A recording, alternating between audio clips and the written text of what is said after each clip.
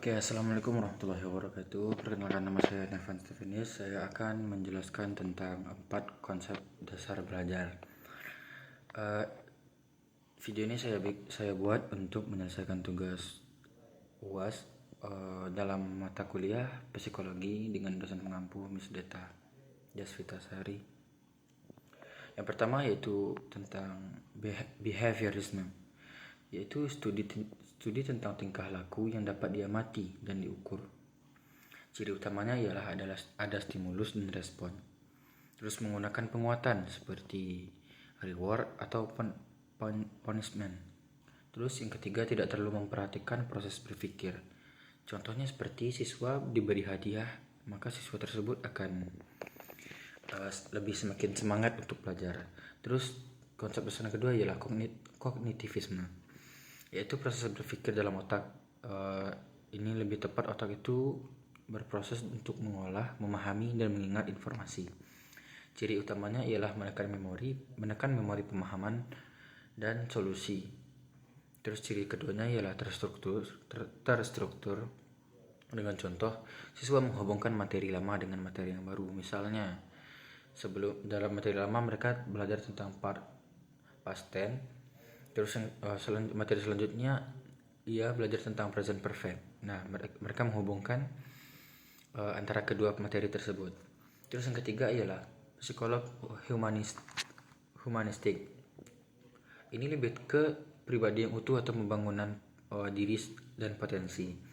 Ciri utamanya ialah memperhatikan emosi, motivasi, dan kebutuhan. Yang keduanya ialah lingkungan belajar harus nyaman dan aman.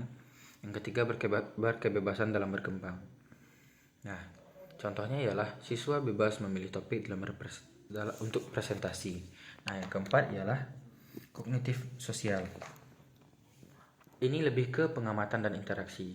Ciri utamanya ialah belajar lewat meniru dan ada hubungan antara perilaku, lingkungan, dan kognisi. Contoh seperti siswa meniru seorang guru berbicara bahasa Inggris. Nah, dari yang keempat tersebut, menurut saya yang paling penting ialah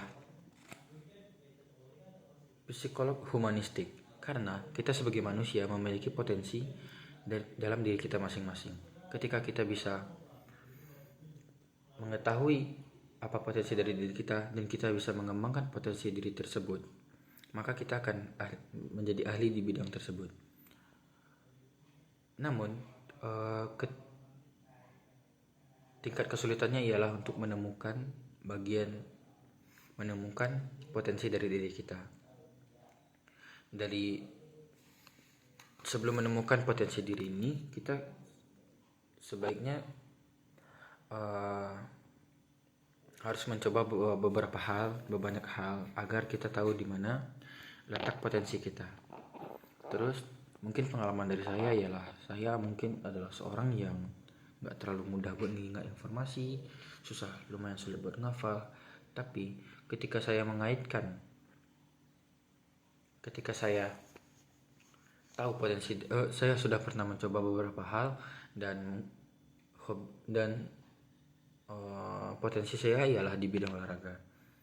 Yang awalnya dulu saya tidak suka dengan olahraga, namun ketika saya sudah melihat hasil dari usaha saya di bidang olahraga ini, saya menjadi tertarik dengan yang namanya olahraga tersebut. Nah, dari sana baru saya masuk ke proses selanjutnya, yaitu dengan cara mengkaitkan pelajaran masa lalu dengan yang sekarang.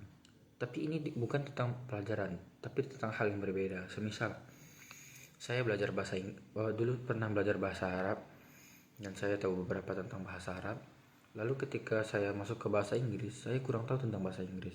Nah, ketika saya belajar tentang past tense, simple present tense, dan lain-lain, saya nggak tahu itu apa. Tapi ketika sudah dijelaskan, saya tahu kalau dalam bahasa Arab berarti itu fi'il atau fi'il fa'il atau apapun itu. Jadi saya sudah bisa mengkaitkannya. Nah, selanjutnya mungkin saya ketika jadi guru akan memahami satu persatu karakter dari siswa saya dan berusaha mengelompokkan mereka dalam 4 jenis, satu kelompok, maksudnya itu seperti satu jenis untuk satu kelompok. Jadi ketika saya mengajar di kelompok ini nih, saya akan mengajar mereka dengan cara yang mereka bisa. Nah, begitu juga untuk kelompok selanjutnya. Nah, bagaimana jika mereka tidak tahu kelompoknya bagaimana? Mungkin saya akan mencari tahu beberapa cara untuk mengetahui di mana letak seharusnya posisi siswa ini. Nah, jadi ketika saya sudah menemukan, baru saya mengajarkan mereka sesuai dengan konsep dasar pendidikan mereka. Nah, mungkin refleksi penutup dari saya ialah sebelum kita menjadi guru, sebelum kita terjun langsung, alangkah baiknya kita bertanya dulu dengan guru-guru ataupun kenalan. Karena jika kita tidak bertanya, kita langsung untuk ini langsung terjun,